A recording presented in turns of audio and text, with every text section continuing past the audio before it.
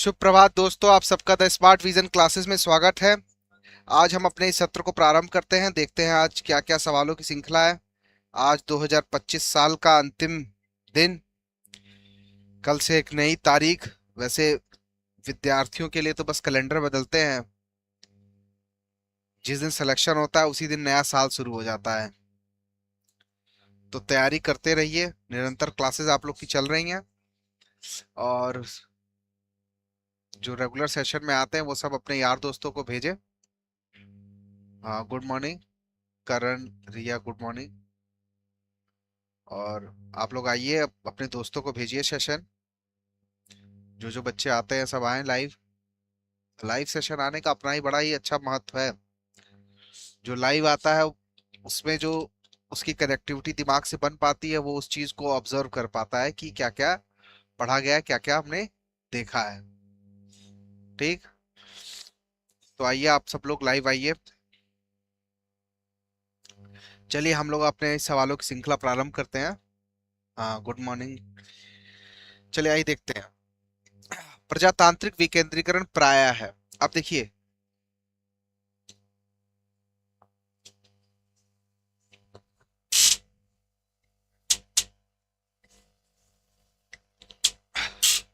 अब democratic decentralisation.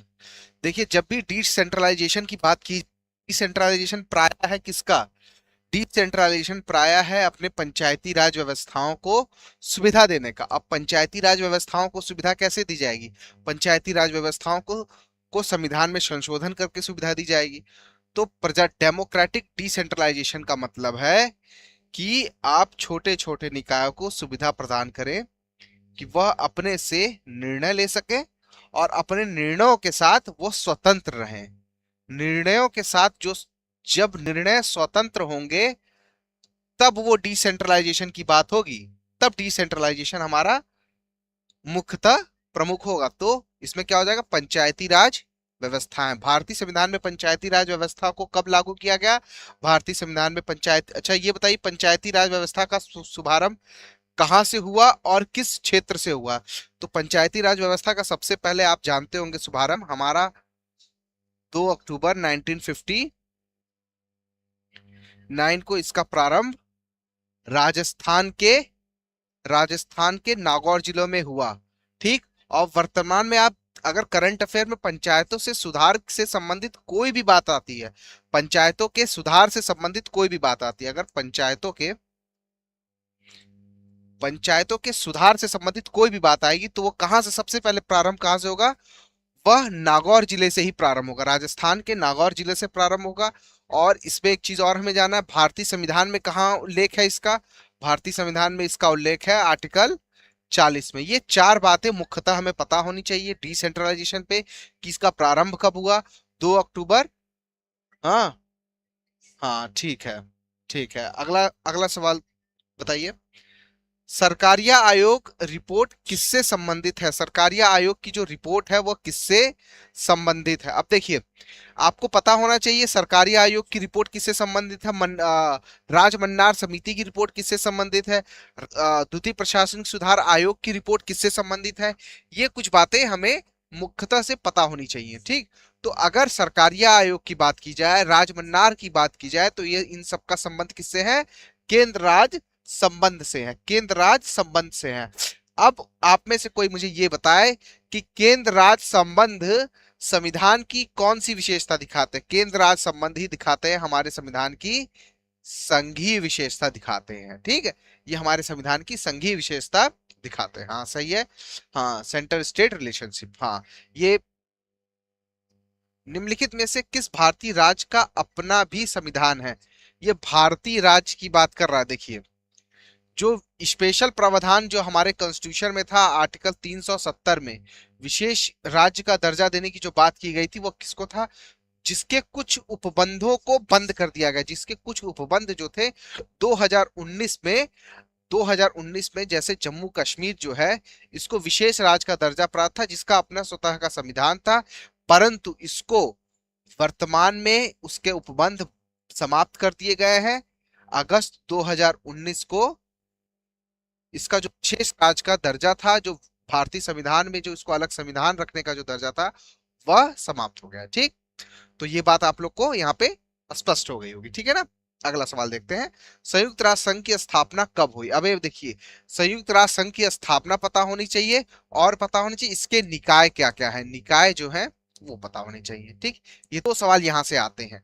ठीक, तो अगर अगर इसकी बात की जाएगी तो क्या हो जाएगा, हाँ किरण, हाँ क्या हो जाएगा, हाँ सही बता रहे हैं आप लोग, 24 अक्टूबर 1945। और इसके कितने निकाय हैं, इसके 6 निकाय हैं।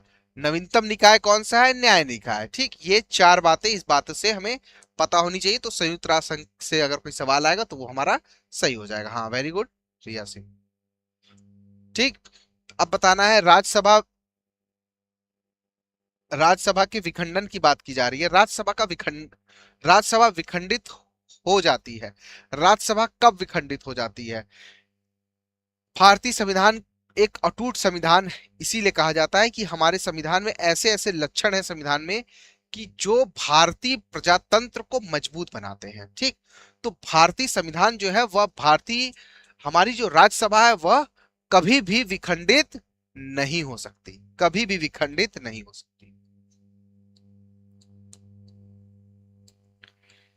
ठीक है, कभी भी विखंडित नहीं हो सकती। एक सवाल और यहां से अक्सर पूछा जाता है कि राज्यसभा को किस, लोकसभा से कब विशेषाधिकार प्राप्त है, किस मुद्दे पे ये लोकसभा से अधिक है। एक मुद्दे पे है जब इसको अखिल भारतीय सेवाओं के सृजन की बात की जाए, अखिल भारतीय सेवाओं के सृजन की बात की जाएगी तब इसके एक विशेषाधिकार प्राप्त है अखिल भारतीय सेवाओं में। हाँ नेवर, हाँ सही कहा आपने, अखिल भारतीय सेवाओं में इसे विशेषाधिकार प्राप्त है, उसके निर्माण के लिए राज्यसभा को विशेषाधिकार प्राप्त है। ठीक, अगला सवाल अब पूछ रहा है राजनीतिक कानून का संबंध। देखिए, जब किसी भी कानून का संबंध पूछा जाए, एक हमारे पास किताब थी द स्पिरिट ऑफ लॉ, आपको याद होगा, the spirit of law, the spirit of law में ही राजनीतिक कानूनों की बात की गई थी कि राजनीतिक कानून कैसे हैं। देखिए राजनीतिक कानून कैसे हैं, व्यक्ति के बाहरी आचार व्यवहार से आप आंतरिक क्या सोचते हैं इसका मतलब हमारे राजनीतिक कानून से नहीं है, लेकिन व्यक्ति के आंतरिक आचार व्यवहार का संबंध किससे है, यह हमारे व्यक्ति के आंतरिक आचार कानून का संबंध किससे है, यह हमारे इथिकल कोड ऑफ कंडक्ट से है, यह हमारे इथिकल कोड ऑफ कंडक्ट से है, इथिकल कोड ऑफ कंडक्ट से। ठीक, इथिकल कोड ऑफ कंडक्ट से है। ठीक, और व्यक्ति के बाहरी आचार का इसका प्रभाव external conduct of internal individual या राजनीतिक कानून का इसका संबंध है। ठीक, हाँ आइए आप लोग सब लोग आइए, हाँ अगला सवाल का जवाब दीजिए।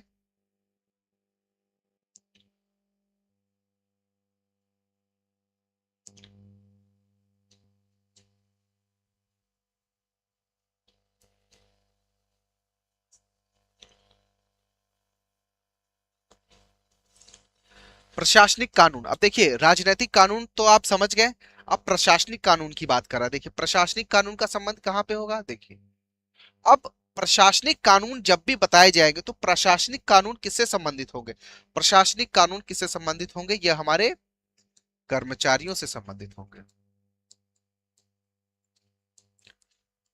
कर्मचारी। ठीक, अब कर्मचारियों से संबंधित होंगे राजनीतिक कानून, व्यक्ति से संबंधित होंगे, और हमारे प्रशासनिक कानून किससे संबंधित होंगे, यह कर्मचारियों से, राज्य के अपने अपने जो कर्मचारी होंगे उनसे संबंधित, स्टेट एंड द एम्प्लॉय, ये हमारे प्रशासनिक कानून होंगे। अब इसका उल्लेख कहां पे किया गया है, प्रशासनिक कानून का उल्लेख जो है वह विश्व के किस किताब में किया गया, विश्व पटल जिससे प्रभावित होता है वह किस कानून से प्रभावित होता है, वह जो ओम्बिस्टेड मॉडल है उससे प्रभावित होता है। ठीक, अगला सवाल,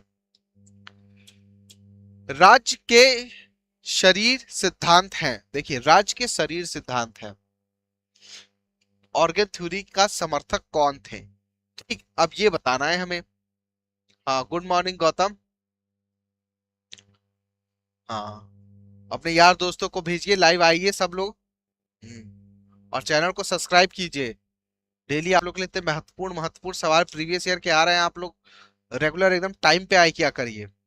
क्लासेस डेली आप लोग की चल रही है टाइम पे। बताइए, इसका इस सवाल का जवाब दीजिए। हाँ, देखिए, जब भी शरीर के सिद्धांत की बात की जाएगी, इन्होंने 5 सिद्धांत की, जैसे कि बात किया जाता है कि शरीर का निर्माण कैसे हुआ, छित जल पावन गगन समीरा, 5 तत्व मिले शरीरा। तो वैसे ही एक राजनीतिक सिद्धांत में शरीर के सिद्धांत को बताया गया है कि उन्हीं आधारों पर समाज का निर्माण हो रहा है, और वो समाज जो है वो राजनीतिक कानून बना रहा है। तो यह जो काम किया था हमारे ब्लूमशाही और हर्बर्ट स्पेंसर का कानून था। ठीक। हम्म। अगला सवाल बता रहा है पवन। हाँ, गुड मॉर्निंग। शक्ति विभाजन का सिद्धांत देखिए, शक्ति विभाजन के सिद्धांत को राजनीतिक विज्ञान का मौलिक सिद्धांत बनाने का श्रेय दिया जाता है। शक्ति विभाजन की बात की जा रही है। हाँ, सही है। अब देखिए, शक्ति विभाजन का तात्पर्य क्या होगा। शक्ति विभाजन जो है वह एक ऐसा सिद्धांत है कि अगर शक्तियों का विभाजन नहीं होगा, आप समझिए कि यह है, यह कानून की आत्मा है। कानून की आत्मा, आत्मा है।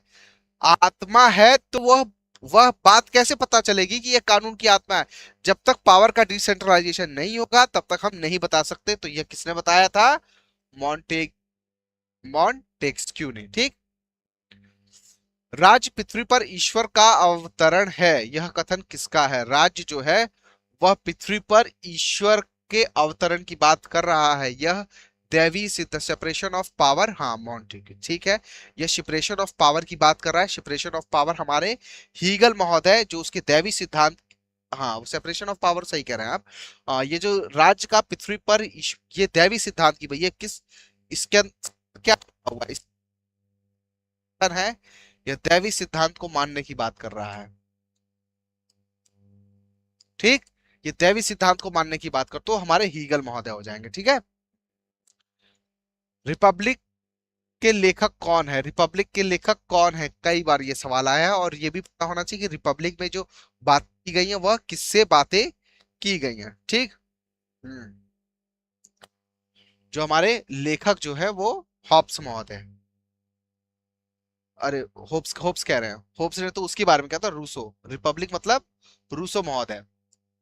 इन्होंने the Republic of the India की जो बात की गई थी वह हॉब्स महोदय ने की थी। इसका क्या हो जाएगा? इसका हमारा हो जाएगा रूसो रूसो हो जाएगा। रिपब्लिक की बात जहां पे भी आ जाएगी हम किसको कहेंगे? रूसो। द विल की बात जहां पे आ जाएगी, जनरल विल की बात, लोगों की इच्छाओं की बात की जाएगी, तो वो तब भी वहां पे हमारा क्या हो जाएगा? हमारे रूसो महोदय हो जाएंगे। ठीक है। हाँ, रूसो होंगे, रूसो। ठीक है। लोकप्रिय संप्रभुता की अवधारणा का सूत्रधार है। अब देखिए, लोकप्रिय संप्रभुता मतलब डेमोक्रेटिक सोवरेंटी की बात कर रहा है। Democratic Pluto.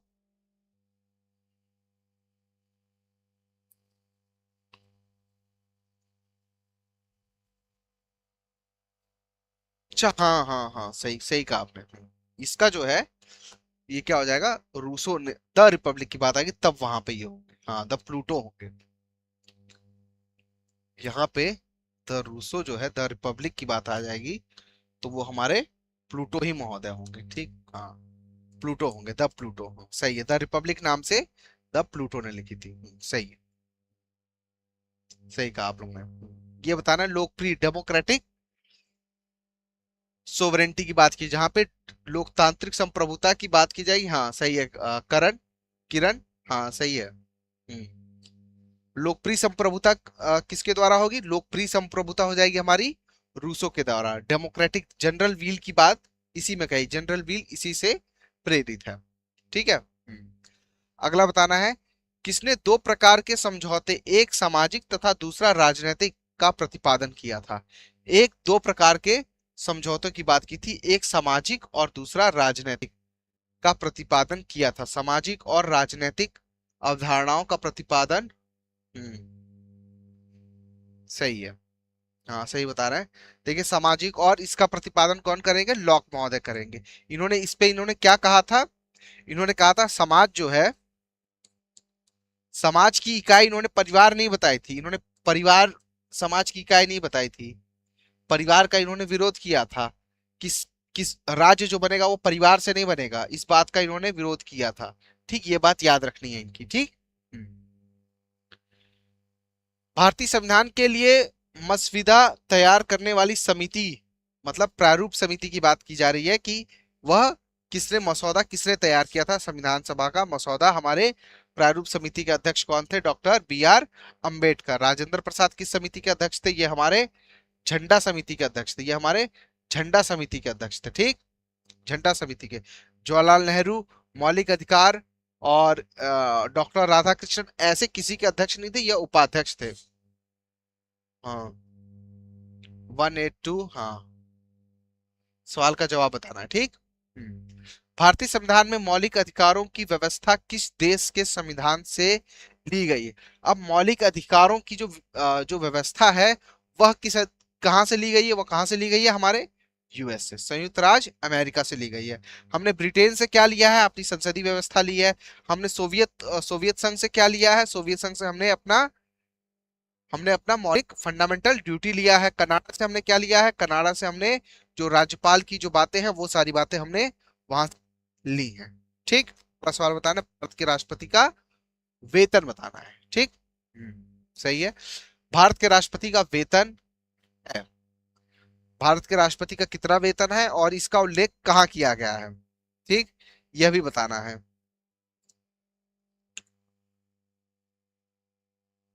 वर्तमान में भारत के राष्ट्रपति का वेतन कितना है?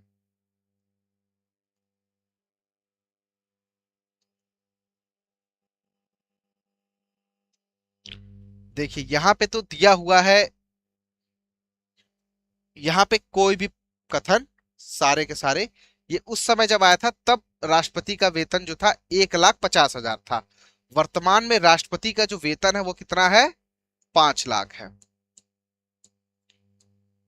वर्तमान में राष्ट्रपति का वेतन 5 लाख है। हाँ, ये सारे गलत हैं। ये उस समय जब सवाल आया था तो ये 1,50,000 रुपया ये था राष्ट्रपति का वेतन। ठीक, वर्तमान में राष्ट्रपति का वेतन 5 लाख है। ठीक, सही है। अगला सवाल, राष्ट्रपति के निर्वाचन में भाग लेते हैं, राष्ट्रपति के निर्वाचन में भाग लेते हैं, सबसे पहले इसमें दो चीजें पता होनी चाहिए। भाग लेते हैं, निर्वाचक मंडल में कौन कौन है वो पता होना चाहिए, और इससे संबंधित अनुच्छेद कौन कौन से हैं यह पता होना चाहिए। तो इससे संबंधित अनुच्छेद कौन कौन से हैं? इससे संबंधित कौन कौन से अनुच्छेद हैं? देखिए, निर्वाचक मंडल की बात करेगा तो यहाँ पे सबसे पहले हमारे पास 55 पता होना चाहिए, हमारे पास 54 पता होना चाहिए। ठीक है, 55 और 54। संसद के दोनों सदनों में निर्वाचित सदस्य तथा राज्य और केंद्र शासित प्रदेशों विधानसभाओं के निर्वाचित सदस्य मनोनयन सदस्य नहीं भाग लेते हैं। ये बात हमें पता होनी चाहिए कि मनोनयन सदस्य और विधान परिषद के सदस्य भाग लेते हैं, नहीं भाग लेते हैं। ठीक, ये भी बात हमें पता होनी चाहिए। राष्ट्रपति के निर्वाचन में हमें 4 चीज पता होना चाहिए। अनुच्छेद कौन सा है, इसके निर्वाचक मंडल में कौन कौन शामिल होते हैं और कौन नहीं शामिल होते हैं, ये तीनों चीजें हमें पता होनी चाहिए। ठीक, अगला सवाल, ये बात कर रहा है मिन कुम्फ की किताब जो है वह किसने लिखी थी? ठीक, और इस किताब में किस बात का वर्णन किया गया है? हाँ सही है, ये हिटलर की किताब थी। इसी से प्रेरित होकर मेरा संघर्ष जो एक बुक है, आप लोग ने अगर किताब आप लोग पढ़ते होंगे तो मेरा संघर्ष नाम से उसी के कुछ हिस्सों को यहां से लेके उन्होंने बताया गया कि नात्सियों का जो उदय हुआ, नात्सियों के उदय की जो बात है वो कैसे प्रेरित हुई, उनके उदय पे इन्होंने जोर दिया कि उनका उदय कैसे हुआ था। ठीक, हाँ सही है। अगला सवाल बताना है, अरस्तु क्रांति के किस सिद्धांत के समर्थक थे? अरस्तु जो है वो किस क्रांति के समर्थक थे? अरस्तु, देखिए अरस्तु क्या थे? अरस्तु ने एक नया, हाँ मेरा संघर्ष, ठीक है। अरस्तु ने एक नई विचारधारा पनपाई थी। उस समय जो पुरानी विचारधाराएं थी उन सबका खंडन किया गया था। अरस्तु जो है वो नव उदारवादी न्यू लिबरलिज्म की बात करते थे, वह परंपरावादी नहीं थी। उन्होंने राजा के सिद्धांतों को बताया, राज्य के सिद्धांतों को बताया, इन सारी चीजों को उन्होंने अपने तरीके से बताया। भारत के राष्ट्रपति की आपातकालीन शक्तियां निम्नलिखित में से किस देश की देन है? भारत के राष्ट्रपति की आपातकालीन शक्तियों की बात कर रहा है हमने, और राष्ट्रपति की आपातकालीन शक्तियां कहां से प्रेरित होके ली हैं? राष्ट्रपति की आपातकालीन शक्तियां हमने कहां से लिया है? जवाब दीजिए आप लोग जल्दी जल्दी। और साथ में हमें यह भी पता होना चाहिए राष्ट्रपति की आपातकालीन शक्ति किस अनुच्छेद में है, यह भी पता होना चाहिए।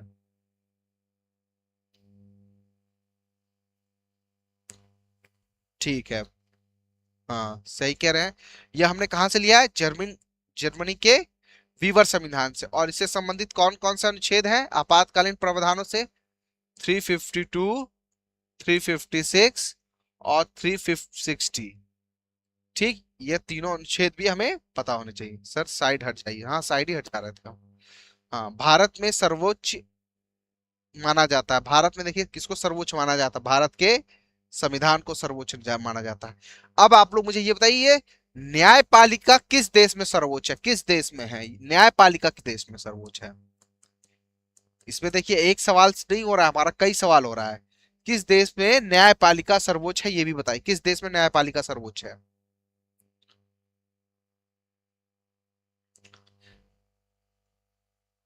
किस देश में न्यायपालिका सर्वोच्च है ये बताइए।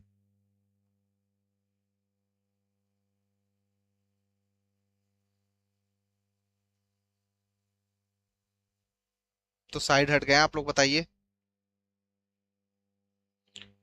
किस देश में न्यायपालिका सर्वोच्च है? देखिए अगर आप बात करेंगे यूएसए में न्यायपालिका सर्वोच्च है। ठीक, भारत में भी सर्वोच्च है। आप वर्तमान में अभी देखिए सुप्रीम कोर्ट के दो इतने बड़े जजमेंट आए, वो रेप कांड से संबंधित और वो अरावली पर्वत। ये इस समय सुप्रीम कोर्ट अब न्यायपालिका सर्वोच्च है भारत में। संविधान तो सर्वोच्च है ही है, साथ में न्यायपालिका भी सर्वोच्च है, लेकिन न्यायपालिका संपूर्ण सर्वोच्च नहीं, एब्सोल्यूट सर्वोच्च नहीं है। तो बात यह है, अब देखिए सुप्रीम कोर्ट का इस समय अवकाश चल रहा था, उसके बाद भी इस पे एक वीडियो हम लोग लेके आएंगे। हाँ, कि उसमें कैसे जो जजमेंट दिया उसके पीछे की क्या भूमिका रही, कैसे उन्होंने वो सारी बातें बताई। अवकाश के बावजूद इन्होंने तीन बड़े बड़े जजमेंट दिए हैं। ठीक, अगला सवाल बताइए। 42वें संविधान संशोधन द्वारा प्रस्तावना में निम्नलिखित में से कौन सा जोड़ा गया था? 42वें संविधान में द्वारा क्या जोड़ा गया था बताना है आपको। हमारे पास क्या जोड़ा गया था? समाजवाद। राष्ट्रपति थोड़ी जोड़ा जाएगा, लोकतांत्रिक तो था ही, न्याय था ही। कितने प्रकार के न्याय की बात की गई? तीन प्रकार के न्याय की बात की गई प्रस्तावना में। हाँ, सामाजिक आर्थिक राजनीतिक न्याय की बात की गई। हमारा समाजवाद कैसा समाजवाद है? हमारा लोकतांत्रिक डेमोक्रेटिक सोशलिज्म की बात की गई है। यह कब जोड़ा गया था? 1976 में जोड़ा गया था। ठीक, अगला सवाल। भारतीय संविधान में किस संशोधन के परिणाम स्वरूप संपत्ति का अधिकार जो है वो मूल अधिकार की सूची से हटा दिया गया? किस संविधान संशोधन द्वारा? भारत के संविधान में 21वें संविधान संशोधन से लेके 44वें संविधान संशोधन तक ये की यात्रा है। हमारी संपत्ति का जो अधिकार है वह इसकी पूरी यात्रा है। तो क्या हो जाएगा हमारा? 44वां संविधान संशोधन जो कब आया? 1978 में। ठीक, अगला सवाल। भारत के राष्ट्रपति पे महाभियोग लगाने का अधिकार, भारत का जो राष्ट्रपति है उस पे महाभियोग लगाने का जो अधिकार है, भारत के राष्ट्रपति पर महाभियोग लगाने का जो महाभियोग की जो प्रक्रिया है वह कैसे प्रारंभ होगी और महाभियोग प्रारंभ कहां से होगा यह भी हमें बताना है। ठीक, प्रारंभ किस सदन से हो सकता? राष्ट्रपति पर महाभियोग प्रारंभ किस अनुच्छेद में है?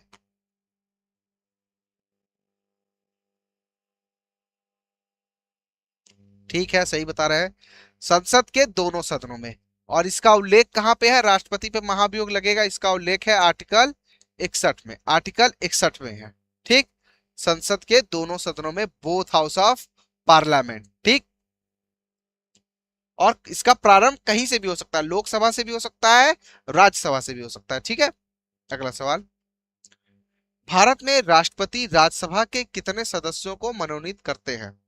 भारत में राष्ट्रपति जो है वो राज्यसभा के कितने सदस्यों को मनोनीत करते हैं यह बताइए, और साथ में यह भी बताइए वह किस अनुच्छेद के तहत करते हैं, वह किस अनुच्छेद के तहत करते हैं।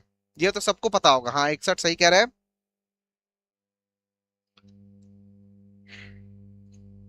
राष्ट्रपति राज्यसभा में जो सदस्यों का मनोनयन करता है वो किस अनुच्छेद के तहत करता है? हाँ, सही कहा आप लोगों ने, 12 करता है। अनुच्छेद कौन सा है? अनुच्छेद है, देखिए कोई भी चीज पढ़िए तो उसके पीछे का अनुच्छेद याद रखिए। 61 का ए, 61 का 61, 61 का ए कहिए, या आप इसको 80 का ए क्लॉज ए, स्पष्ट रूप से जहां वर्डर है 80 क्लॉज 1 क्लॉज ए में राष्ट्रपति के मनोनयन, राज्यसभा में मनोनयन की शक्ति जो है। ठीक,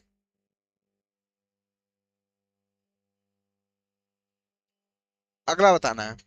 भारतीय संसद की दोनों सदनों की संयुक्त बैठक की अध्यक्षता कौन करेगा, और इसका उल्लेख संविधान के किस अनुच्छेद में? हाँ, 80, किरण सही कह रहे हैं, 80 का ए क्लॉज क्लॉज ए।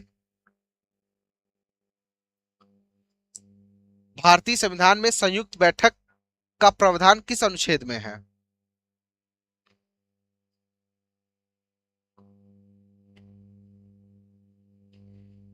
हाँ, सही कह रहे हैं। हम्म।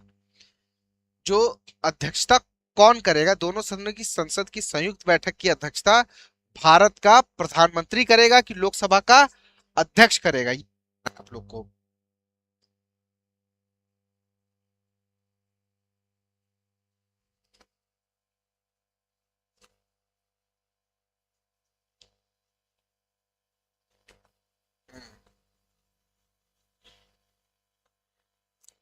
लोकसभा का अध्यक्ष बुलाता कौन है? बुलाता है राष्ट्रपति। किस अनुच्छेद के तहत? अनुच्छेद 108 के तहत संयुक्त बैठक की बात की गई है। ठीक है, अगला सवाल। भारत के पहले उप प्रधानमंत्री कौन थे? सरदार वल्लभ भाई पटेल। अब आप लोग ये बताइए भारत के दूसरे उप प्रधानमंत्री कौन थे? हाँ नीलेश, नमस्कार, लेट हो, समय से आय करो। हाँ, 108 सही कह रहे हैं। ये बताइए भारत के दूसरे उप प्रधानमंत्री कौन थे? पहले तो पता है सरदार पटेल। भारत के दूसरे उप प्रधानमंत्री कौन थे?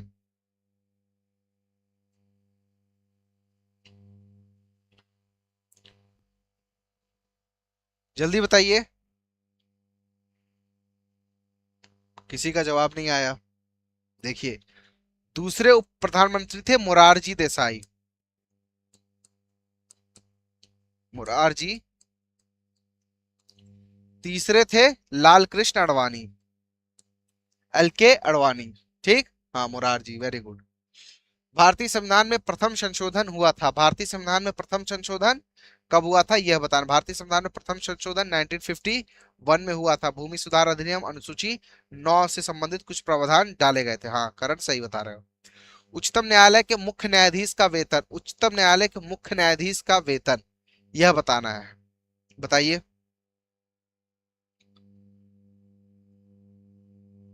उच्चतम न्यायालय के मुख्य न्यायाधीश का वेतन।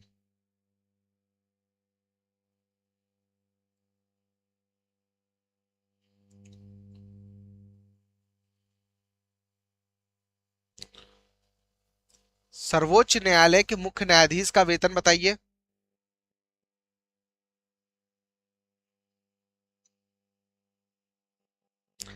देखिए, किसी का जवाब नहीं आया इसमें, क्यों? हाँ, जब ये सवाल पूछा गया था तब वेतन था 1 लाख रुपए। वर्तमान में जो सर्वोच्च न्यायालय के जो मुख्य न्यायाधीश का उनका वेतन है 2,80,000। और जो ये सुप्रीम कोर्ट के जज का है, सर्वोच्च जज, और जो हाई कोर्ट की जो बात की गई उनका वेतन है 2,50,000। ठीक, ये हजार है यहाँ पे, ठीक है ना? ठीक, ये बात पता होनी चाहिए। हाँ, नहीं नहीं, 2,80,000 रुपए है। ठीक है ना, 2,80,000 रुपए है।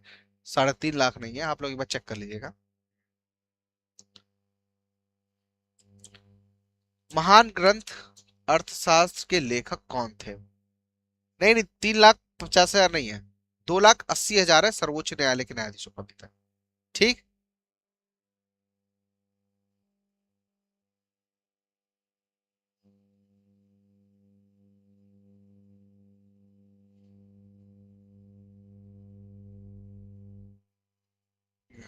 आप लोग पता कर लीजिए। हम्म, कौटिल्य सही बताया।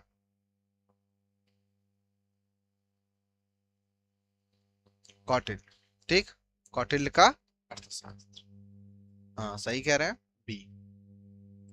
अगला सवाल। उत्तर प्रदेश की प्रथम महिला मुख्यमंत्री कौन थी? उत्तर प्रदेश की प्रथम महिला मुख्यमंत्री सुचिता कृपलानी। सुचिता कृपलानी। ठीक है, सुचिता कृपलानी।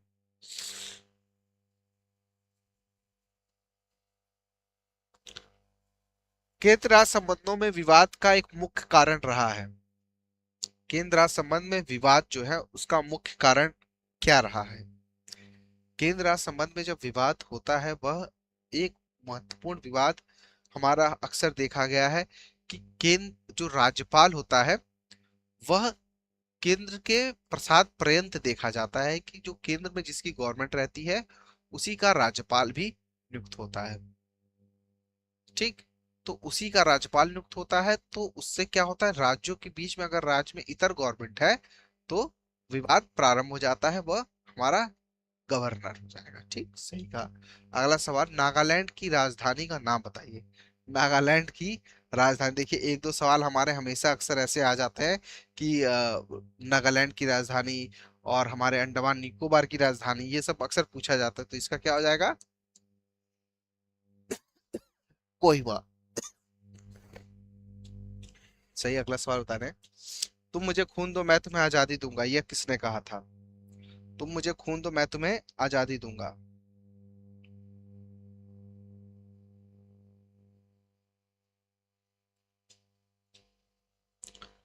तुम मुझे खून दो मैं तुम्हें आजादी दूंगा, यह कब कहा गया ये भी बताइए।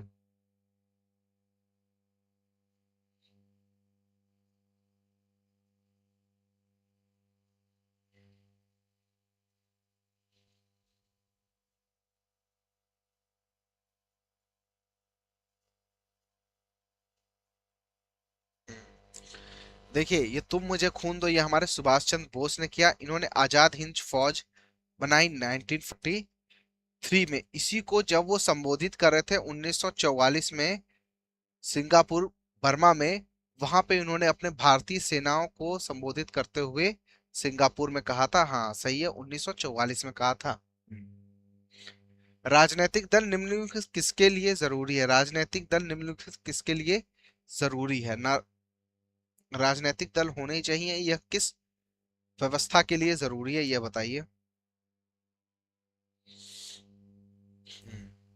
देखिए, अगर विभिन्न राजनीतिक दल नहीं होंगे तो चेक एंड बैलेंस की जो नीति है,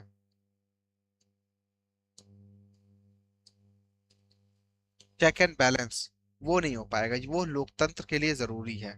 विभिन्न राजनीतिक दल होंगे तभी, देखिए ना जाके आपके किसान आंदोलन में भी आप देखिए, हाँ किसान आंदोलन में सरकार को वो तीनों कानून वापस लेने पड़े। ठीक। अगला सवाल, राज्य का आधार शक्ति नहीं इच्छा है, निम्नलिखित में से यह कथन किसका है? राज्य का आधार जो है वह शक्ति नहीं इच्छा है, यह कथन किसका है? यह ग्रीन का कथन है, यह हमारे टीएन ग्रीन का कथन है। टीएन ग्रीन का कथन है। और बताना है, राज्य की उत्पत्ति के बारे में सामाजिक समझौते का सिद्धांत निम्नलिखित में से किस सिद्धांत के विरुद्ध एक प्रतिक्रिया के रूप में सामने आया है? ठीक, प्रतिक्रिया के रूप में सामने आया है। यह कौन, यह कैसा सिद्धांत है? देखिए यह, इस सिद्धांत का मतलब है, यह कह रहा है कि राज्य जो है वह एक दैवी प्रक्रिया है। यह एक दैवी प्रक्रिया, दैवी उत्पत्ति की बात कर रहा है। दैवी सिद्धांत। ठीक, डिवाइन थ्योरी। रूसो किस देश का निवासी था? रूसो किस देश का निवासी था। रूसो किस देश का निवासी था? रूसो फ्रांस का निवासी था। इसका जन्म कहाँ हुआ था? 1712 में हुआ था ना, 1712 ईस्वी में इसका जन्म हुआ था। ठीक। रक्त संबंध समाज को समाज और समाज राज्य को जन्म देता है, यह कथन किसका है? रक्त संबंध की बात मैकाइवर, रक्त संबंध की बात जहां पे भी आएगी वह मतलब इनका मुद्दा था समाज और राज्य जो है वह सीधा संबंध इन्होंने बताया था। सीधा संबंध बताया था। ठीक। ये बात याद रखना है। हाँ।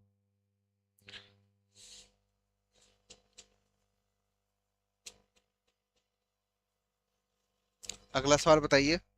अधिकार वह दावा है जिससे समाज स्वीकार करता है और राज्य लागू करता है, यह कथन किसका है? अधिकार वह दावा है, यह कथन किसका है? वो साके का है। वो साके किस विचारधारा से प्रेरित थे? यह नव उदारवादी से प्रेरित है। नव उदारवादी। ठीक। हाँ, ये प्रीवियस ईयर के क्वेश्चन है।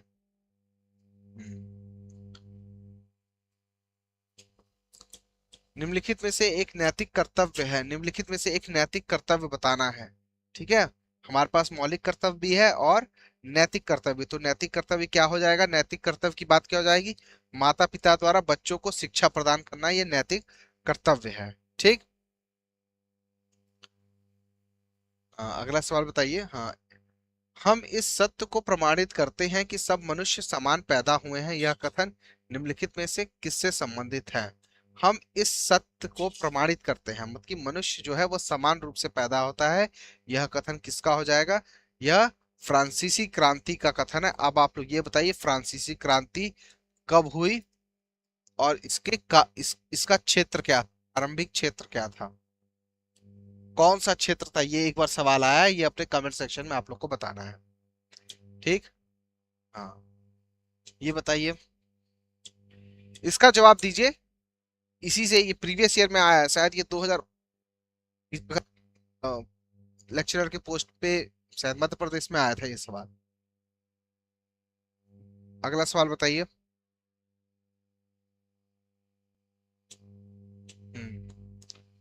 निम्नलिखित में से कौन सा न्याय का सर्वलौकिक तत्व है? न्याय के यूनिवर्सल ट्रुथ की बात करने की बात कर रहा है, तो वो कौन सा हो जाएगा? हम्म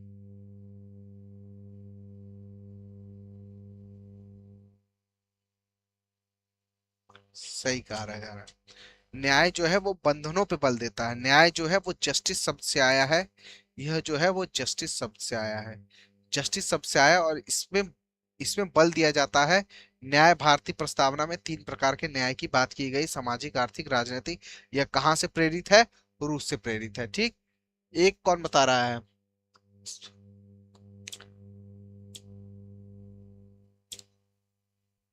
जो डिक्टेटरशिप है वह किसका विलोम है? डिक्टेटरशिप किसका विलोम बताना है हमें? डिक्टेटरशिप किसका विलोम है? लोकतंत्र का विलोम है। लोकतंत्र का विलोम है। ठीक। भारत की खोज पुस्तक के लेखक कौन थे? भारत की खोज पुस्तक के लेखक कौन थे? पंडित जवाहरलाल नेहरू थे। अब ये बताइए इन्होंने ये पुस्तक कब लिखी? ये पुस्तक कब लिखी? भारत की खोज पुस्तक जो है वह कब लिखी? भारत की खोज पुस्तक कब लिखी?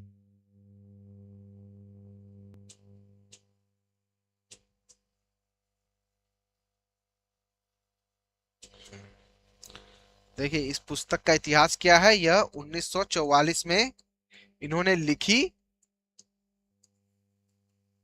और यह 1946 में प्रकाशित हुई और यह 1956 में दूरदर्शन पर प्रकाशित की गई पहली बार। ठीक। किस संविधान संशोधन अधिनियम के अंतर्गत भूतपूर्व देशी राज्यों के प्रीवी पर्स को समाप्त किया गया? प्रीवी पर्स मैंने आपसे एक अभी कुछ समय पहले बताया था कि यहीं से लेके 44वें संविधान संशोधन तक की जो बातें हैं वह यहीं से प्रारंभ होती हैं।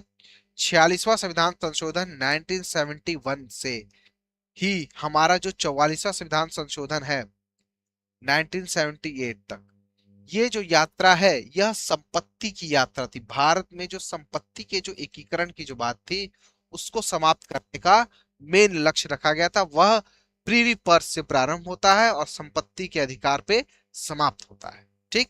अगला सवाल, किस संविधान संशोधन अधिनियम द्वारा वयस्क मताधिकार की आयु सीमा 21 वर्ष से घटाकर 18 वर्ष कर दी गई थी और उस समय किसकी सरकार थी यह भी बताना है।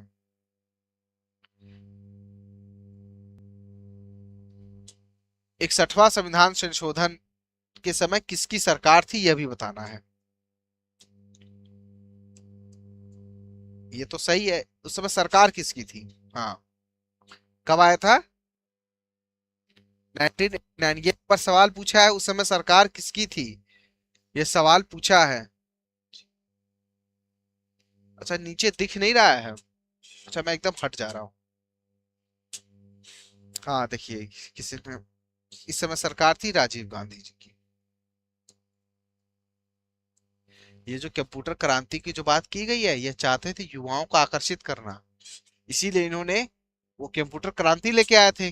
चाहते थे कि इनको और अधिक से अधिक वोट मिले। ठीक, कि युवा इनको जो हो, लेकिन बाउंस बैक कर गई वो बातें। निम्नलिखित में से कौन सा निर्वाचन आयोग का कार्य नहीं है। निर्वाचन आयोग का कार्य नहीं है बताना है। ठीक, और साथ में ये भी बताइए कि निर्वाचन आयोग से संबंधित संविधान में कौन कौन से अनुच्छेद हैं ये भी बताइए।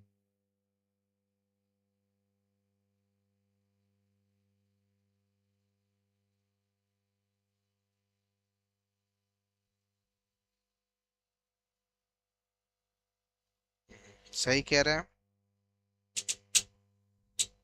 हम्म, उम्मीदवारों का चयन करना जो है वह है निर्वाचन क्षेत्र का परिसीमन यह संसद द्वारा किया जाता है। राजनीतिक दलों को मान्यता देना, ठीक, यह जो है उम्मीदवारों का चयन करना, यह हमारे निर्वाचन आयोग का कार्य नहीं है। ठीक, वो जो जीतेगा वो करेगा। निर्वाचन क्षेत्र का परिसीमन करना, परिसीमन आयोग की सिफारिशों पे निर्वाचन आयोग इसका कार्य करता है। निर्वाचन आयोग कार्य करता है, इसके तहत ही कार्य करता है। यह किस क्षेत्र के तहत कार्य करता है 300, वह इसी का निरीक्षण करता है। राजनीतिक दल को मान्यता, राष्ट्रीय पार्टी या कौन सी पार्टी है वह निर्वाचन आयोग कार्य करता है। उपचुनाव करवाना, उपचुनाव भी कौन करवाता है, हमारा इलेक्शन कमीशन करवाता है। लेकिन उम्मीदवारों का चयन करना, उम्मीदवारों का चयन, सेलेक्टिव कैंडिडेट का चयन वो राजनीतिक दल स्वयं करते हैं, वो राजनीतिक दल करते हैं। ठीक है, हमें क्या बताना है, नहीं बताना है। ठीक है ना। तो इससे संबंधित पहले तो 324 में इसके निरीक्षण की बात कर दी गई है। ठीक, अगला सवाल, द्वितीय पंचवर्षीय योजना की मुख्य प्राथमिकता क्या थी और द्वितीय पंचवर्षीय योजना कब से कब तक चली ये भी बताना है आपको। द्वितीय पंचवर्षीय योजना कब से कब तक चली।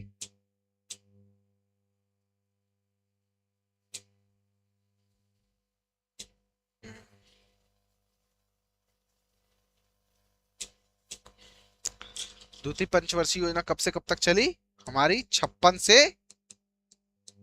61। ठीक, पहली पंचवर्षीय योजना कब से कब तक चली, प्रथम चली हमारी 51 से 56 तक, फिर 56 से वो शुरू हो गई। इसमें क्या किया गया, इसमें पहली में क्या था, कृषि था, और द्वितीय पंचवर्षीय योजना में क्या था, भारी उद्योग, बड़े बड़े उद्योग को स्थापित किया गया। इसी में बड़े बड़े उद्योग स्थापित किए गए। ठीक, अगला सवाल,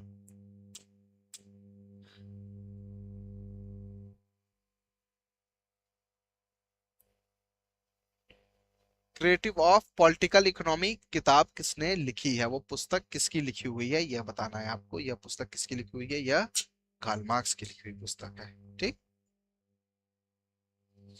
ये जिसने भी जवाब दिया है वो सब गलत है उन सबका। Who is the author of state and the revolution, state and the revolution की बात, उसके ऑथर कौन होंगे, उसके ऑथर हैं हमारे लेनिन। लेनिन, लेनिन देखिए, इन्होंने कार्ल मार्क्स की जो थ्योरी थी ना, उसको ये रिजिडता से, मतलब कि उसको व्यवहारिक रूप देने की बात इन्होंने की, उसका व्यवहारिकरण था इनका। ठीक। राजनीतिक विज्ञान का आरंभ तथा अंत राज्य के साथ होता है, यह परिभाषित किसने किया? राजनीतिक विज्ञान का आरंभ और अंत जो है वो हमारे गार्नर महोदय कर रहे हैं, प्रारंभ और अंत। ठीक। अंतिम में स्टेट शब्द का प्रयोग सर्वप्रथम किसने किया? स्टेट शब्द का प्रयोग सर्वप्रथम कौन कर रहा है? मैकियावेली ने की थी। मैकियावेली ने the state and the nation नाम की जो पुस्तक थी उसमें इन्होंने इस बात को रखा था। ठीक। अगला सवाल, किस विचारधारा ने निजी संपत्ति को प्रगति की आवश्यक शर्त बताई है? यह वही विचारधारा पनपेगी जहां पे निजी, मैंने हमेशा कहा है निजी संपत्ति लिबरलिज्म का पार्ट है। जहां पे लिबरलाइजेशन होगा, जहां पे उदारवादी होगा, वह निजी संपत्ति की बात करेंगे। तो उदारवादी विचारधारा है वह लिबरलिज्म की बात करेगी। किस राजनीतिक दर्शक ने धर्म को जनसाधारण का नशा कहा है? धर्म को जनसाधारण का नशा कहने की बात की जा रही है। राजनीतिक दार्शनिक ने धर्म को जनसाधारण के नशे की बात किसने कही थी, यह बताना है।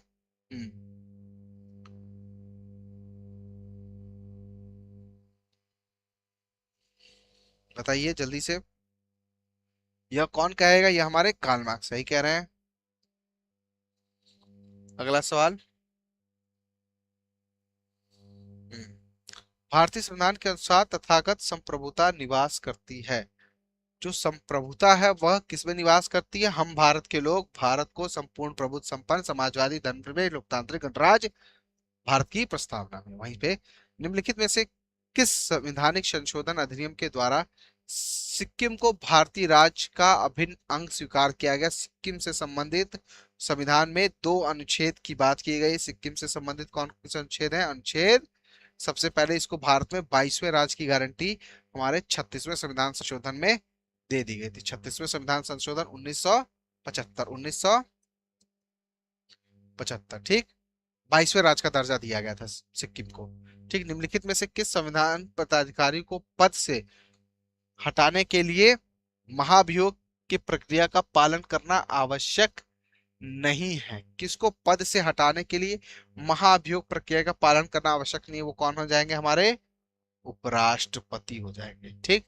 और बाकी संघ लोक सेवा आयोग के अध्यक्ष को भी, सर्वोच्च न्यायालय के भी न्यायाधीशों को भी, तो उपराष्ट्रपति को महाभियोग की प्रक्रिया का उल्लेख नहीं दिया गया है। बस 14 दिन की पूर्व सूचना देना अनिवार्य रखा गया है कि उपराष्ट्रपति को जब हटाना होगा वह संवैधानिक अतिक्रमण की बात करेगा, तब की बात की गई है। ठीक। अगला सवाल, आचार्य कौटिल्य ने राज्य को एक किस रूप में देखा? एक दैवी सिद्धांत के रूप में देखा? किस रूप में उन्होंने राज्य को देखा है? इन्होंने किस रूप में देखा है?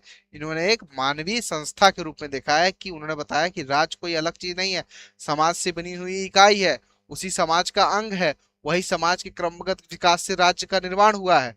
और राष्ट्रीय स्वतंत्रता आंदोलन के दौरान, आपको अगला सवाल बताना है, राष्ट्रीय स्वतंत्रता आंदोलन के दौरान बहिष्कृत भारत नामक जो पत्रिका है वह किस विचारधारा से, बहिष्कृत भारत नाम पत्रिका किस विचारधारा से निकली है? वह बहिष्कृत भारत हमारे B.R. अम्बेडकर ने निकाली थी। बड़ी अच्छी किताब थी। इन्होंने बताया कि कैसे एक दल, एक समाज वर्ग विशेष को एक समाज से निकाल ही दिया गया। ठीक। अगला सवाल, राष्ट्रीय स्वतंत्रता आंदोलन के दौरान ब्रिटिश सरकार द्वारा अछूतों में गोलमेज सम्मेलन की श्रेष्ठता महात्मा गांधी किसने में भाग लिया था? अच्छा, ये बता रहा है कि महात्मा गांधी ने किस गोलमेज सम्मेलन में भाग नहीं लिया था और किसने उसमें भाग लिया था।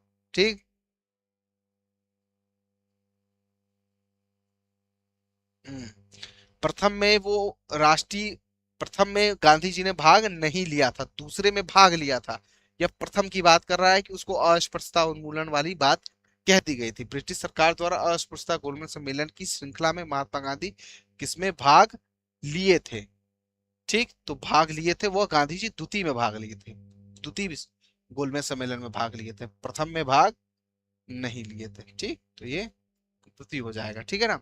अगला सवाल, कोई विधेयक धन विधेयक है नहीं है, कौन निश्चय करेगा? यह जब किसी संसद में इस बात को रखा जाएगा तो यह कौन निश्चित करेगा? हमारा लोकसभा स्पीकर करेगा। ये इससे संबंधित कौन कौन सा अनुच्छेद है? 110 और वित्त विधेयक से संबंधित 109। ठीक है, उसी में दो प्रावधान दिए गए हैं, उन सारे प्रावधान को समझना होगा। आज का सेशन हमारा यही रहा।